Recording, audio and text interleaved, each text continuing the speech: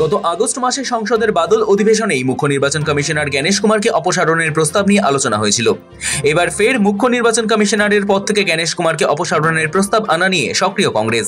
দেশজুড়ে নির্বাচন প্রক্রিয়া নিয়ে সন্দেহ এবং কমিশনারের নিরপেক্ষতা নিয়ে সংশয় দুই বাড়ছে। ভোট চুরির অভিযোগ ঘিরে যখন রাজনৈতিক বিতর্ক চরমে, তখনই নতুন মোড় নিল কেন্দ্রীয় রাজনীতি।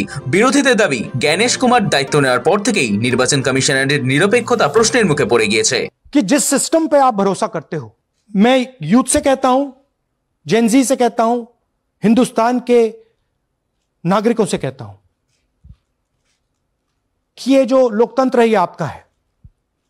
ये ना इलेक्शन कमीशन का है, ना नरेंद्र मोदी का है, ना अमित शाह का, ये आपका है।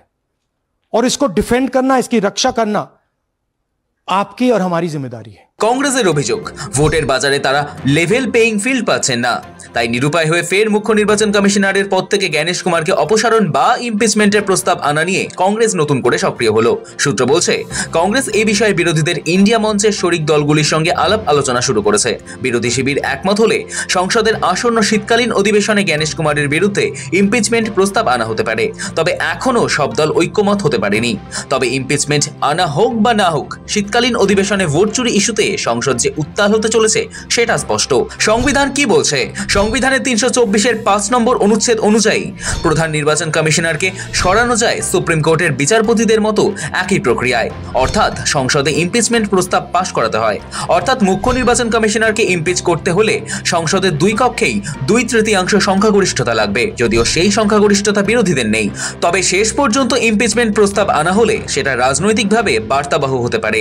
ইমপিচমেন্ট প্রস্তাব পাশ না হলেও বিরোধীরা যে নির্বাচন কমিশনারের নিরপেক্ষতা নিয়ে আস্থাহীন, সেই বার্তা দেশ জুড়ে ছড়িয়ে পড়বে। গত আগস্ট মাসেই বাদল অধিবেশনে এই অপসারণ নিয়ে আলোচনা হয়েছিল, কিন্তু সেই সময় ইমপিচমেন্ট প্রস্তাব সামনে আনা হয়নি। সে সময় বিরোধীরা ভোট চুরির অভিযোগ তোলার পরে মুখ্য নির্বাচন কমিশনার সাংবাদিক সম্মেলন করে বিরোধী শিবিরকে আক্রমণ করেছিলেন। তবে বিহারের ফলাফল বিরোধীদের ভেতরে সন্দেহ গভীর করেছে এবং তাদের মতে এবার আর পিছিয়ে আসার সুযোগ নেই।